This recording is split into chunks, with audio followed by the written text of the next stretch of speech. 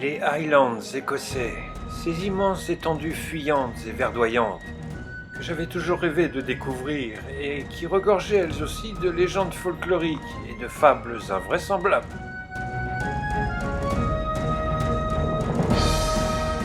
Malgré l'objectif sordide de notre mission, j'étais heureux de parcourir ces terres inaccessibles et insondables. Car non seulement le spectacle féerique de cette nature sauvage était ahurissant, mais aussi parce que quelque part parmi ces profondes vallées embrumées, Roger Bacon avait vu le jour, et d'ailleurs il possédait encore la modeste demeure de ses parents, où parfois il aimait venir se recueillir. Étrangement, je ressentais sa présence, comme cela m'était souvent arrivé lors de mes diverses quêtes. La soudaine sensation rassurante d'être observé par mon maître.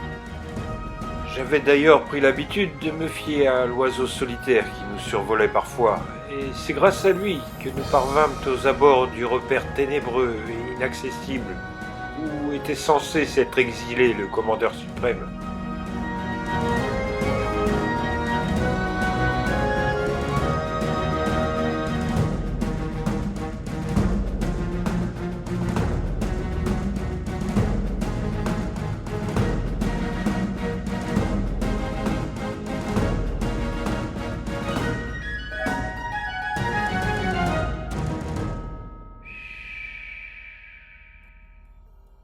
Durant la traversée en bateau qui nous mena jusqu'en terre d'Écosse, j'eus vent de ces macabres mésaventures et comment il en vint à sombrer progressivement dans les méandres inextricables de cette démence nécromancienne.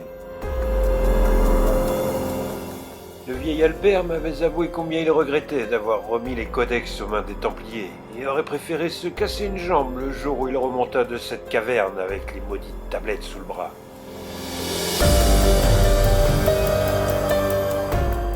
Arnaud de Rigaud, telle était donc l'identité secrète du commandeur suprême, celui qui était censé aller remettre en place les codex dans leur grotte originelle, en compagnie de Philippe de Molay. Originaire du bailliage de Provence, Arnaud possédait une modeste ferme au pied de cette montagne insondable, où reposaient désormais les dangereuses tablettes de bois étrangement ciselées. Et par certaines nuits sans lune, celle-ci l'appelait subrepticement, depuis les tréfonds caverneux de leur grotte inaccessible, en s'immisçant sournoisement dans son sommeil agité.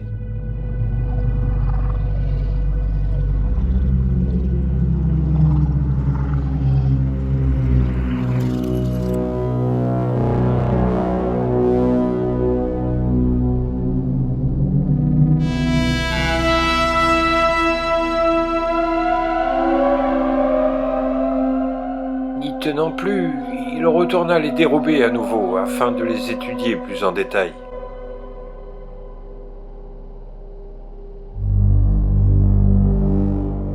Il y déchiffra d'étranges incantations pernicieuses issues d'anciens rituels démoniaques, d'égoïcies délétères permettant l'invocation d'obscures forces supérieures, capables de prodiguer richesse, gloire et puissance à l'inconscient qui osera prononcer par une nuit sans lune, à haute voix et sans la moindre hésitation dans sa formulation, certains des passages les plus torturés qui se trouvent dissimulés dans les pages répugnantes des codex.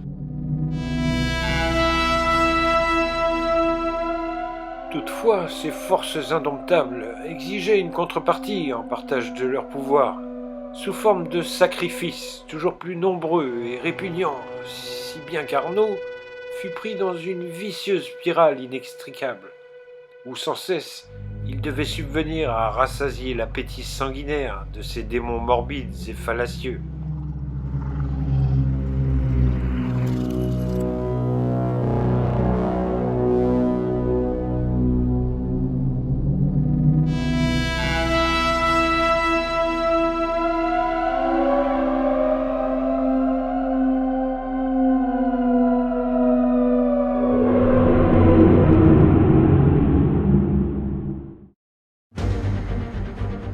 Néanmoins, craignant d'être soumis sous peu par ces diables, à devoir s'en prendre aussi à ses amis, voire à sa propre famille, il il préféra s'éloigner de ses proches et s'éclipsa de Provence, pour aller se réfugier au château de Comargue, où peu à peu, grâce à ses nouveaux talents, il devint le nouveau commandeur suprême et fit disparaître son nom.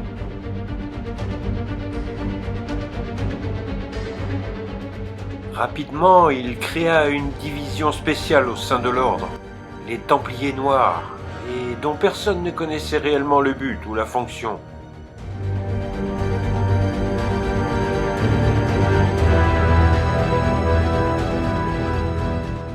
Sous le couvert de l'ordre, il put ainsi s'adonner librement à sa nouvelle passion macabre. Que ce fut lors des croisades ou durant d'obscures cérémonies occultes où seuls les Templiers Noirs étaient acceptés, il fallait tuer, écorcher, dépecer ou démembrer. Pour extraire des corps terrorisés et agonisants, l'élixir ultime, le nectar suprême dont se délectent ces entités anthropophages et démoniaques.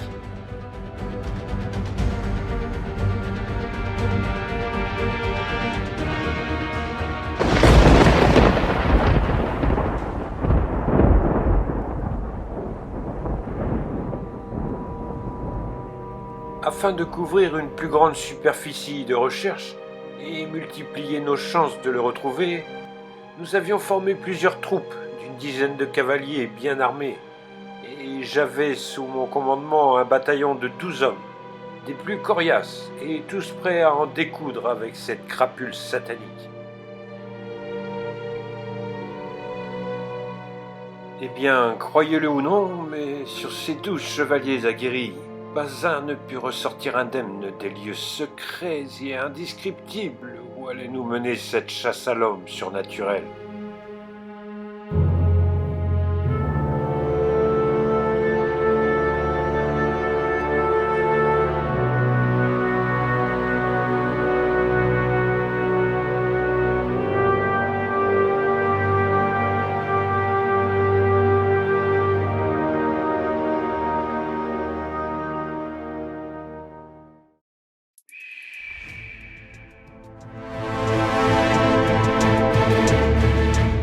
Aux abords des falaises abruptes de Fort William, plusieurs pêcheurs nous signalèrent avoir remarqué récemment le passage insolite d'une troupe de chevaliers enfiévrés, tous vêtus de couleurs sombres et qui semblaient fort impatients de rallier l'archipel d'Ever Bay, situé à l'extrême nord des côtes écossaises,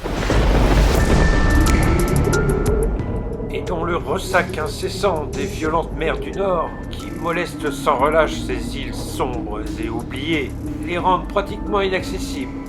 Malgré tout, nous réquisitionnâmes 2 embarcations et tentâmes tout de même l'approche de cet archipel inabordable.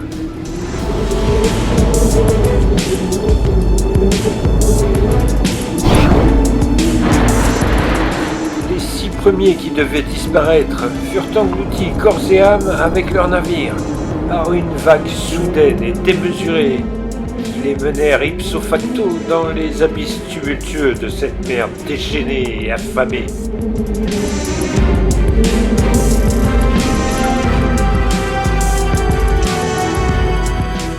Je ne sais par quel divin miracle nous échouâmes indemnes sur la petite île insignifiante de Bad Call, où le seul lieu susceptible d'abriter âmes qui vivent étaient les ruines enneigées d'un vieux château négligé par le temps.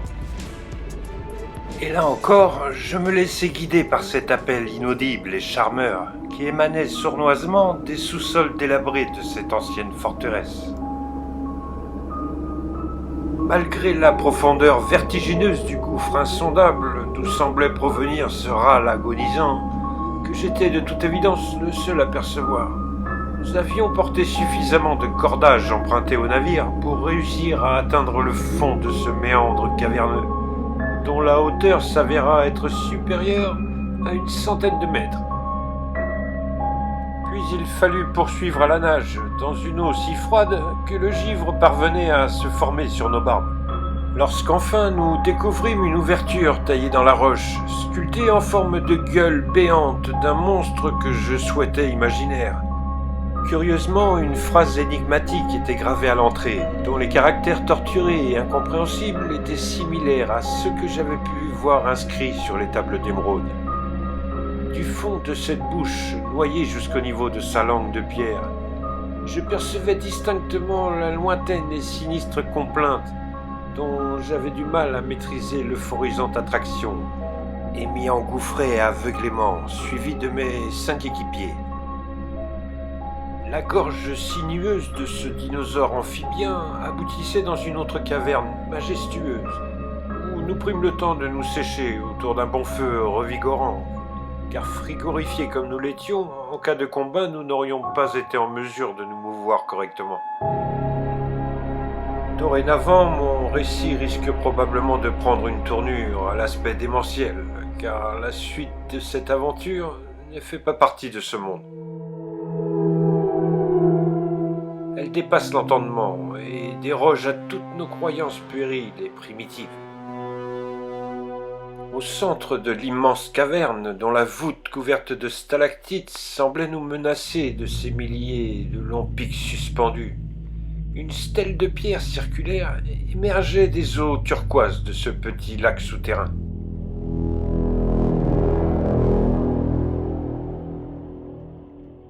Pendant un instant, je crus m'être fourvoyé, car nous ne trouvâmes nul accès où poursuivre notre chasse à l'homme. Néanmoins, je pouvais ressentir une énergie colossale émaner de la forme insolite de cette grotte enchantée, lorsque justement, au-dessus de la stèle centrale, un nuage de fumée apparut soudainement, formant progressivement une ouverture circulaire, sombre et orageuse, tel un miroir qui ne reflèterait que le néant. Et tandis que nous étions en extase devant ce phénomène surnaturel et enchanteur, un puissant guerrier en armure en profita pour jaillir comme un tigre de ce trou noir inconcevable. Là encore, 3 autres de mes compagnons périrent carbonisés sous les jets de laves en fusion qu'envoyait l'épée démoniaque qu'il brandissait vers nous.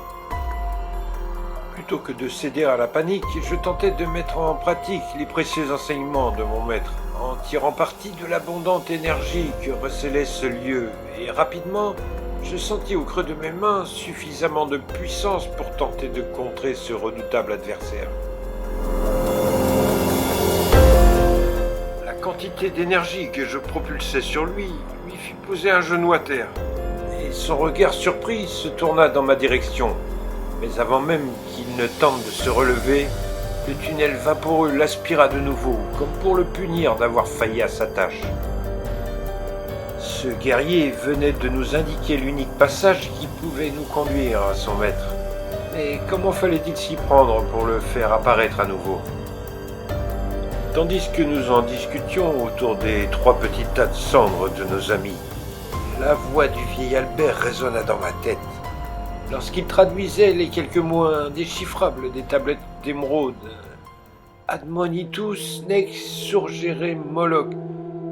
Et comme je prononçais ces mots à voix haute, le tunnel magique réapparut subitement, comme par enchantement.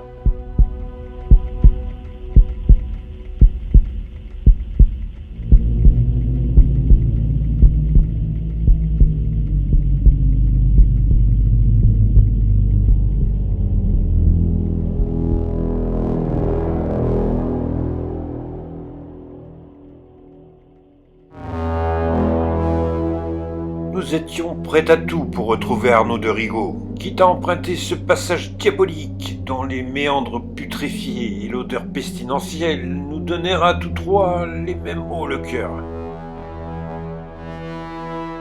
Même si cette porte n'était pas conçue de bois ou de pierre, je peux toutefois affirmer qu'elle fait elle aussi partie de ces 7 fameuses portes qui conduisent tout droit en enfer, et vers lequel nous avancions inconsciemment. Nous n'espérions même plus l'éventualité d'un possible retour. Notre mission était sans appel, mettre un terme définitif aux abominables nuisances du commandeur suprême.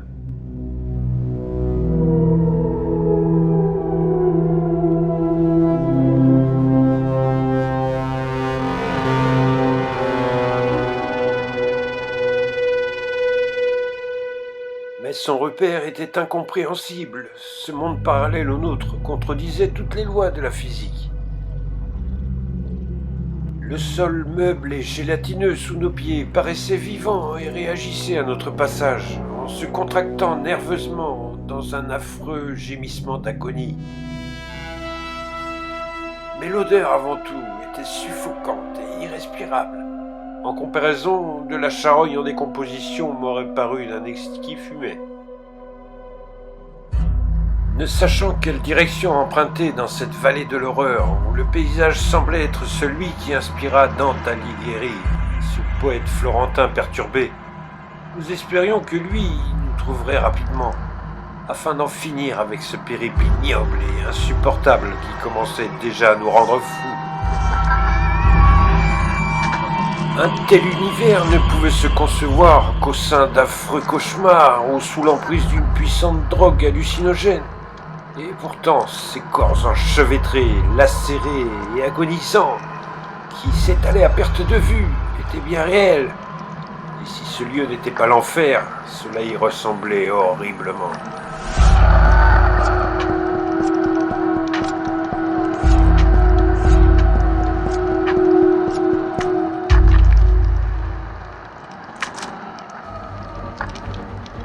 La voix irrésistible et entraînante qui persistait à m'attirer vers elle depuis notre arrivée sur cette île perdue dans l'immensité des mers du Nord devint alors plus audible, car désormais mes deux amis pouvaient clairement l'entendre eux aussi.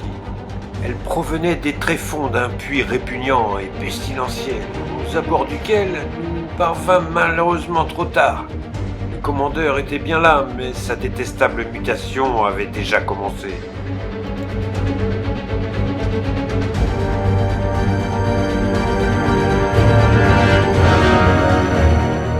Les forces engendrées dans ce monde surnaturel sont d'une puissance incommensurable et ne peuvent être vaincues.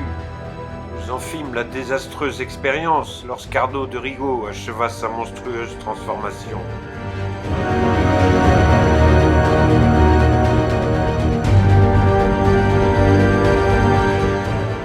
Et envoya mes deux derniers acolytes augmenter l'épaisse couche de corps démembrés et de son morbide charnier révulsant.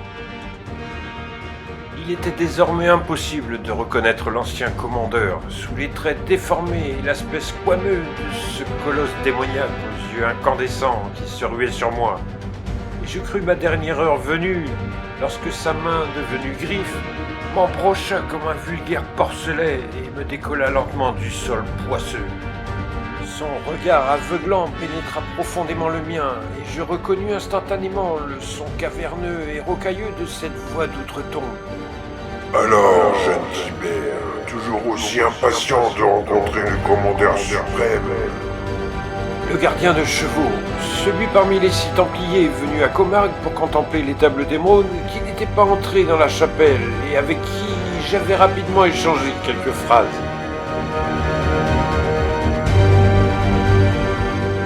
En tout désespoir de cause, je ne voulais pas mourir sans savoir, et lui lançai mon plus noir regard en hurlant « Que savez-vous de mon père ?»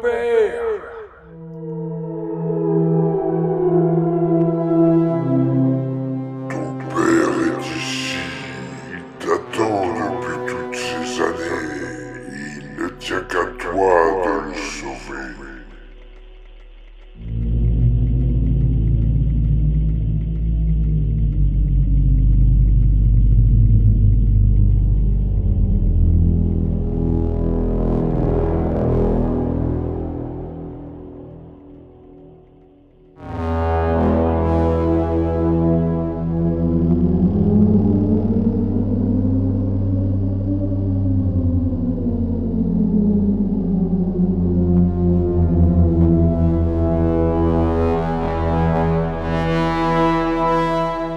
Ensuite, tout ne fut que brouillard, écœurement, nébulosité et vomissement, avant que je n'émerge de ce cauchemar parmi les ruines désolées du vieux château écossais, situé juste au-dessus de cette porte détestable.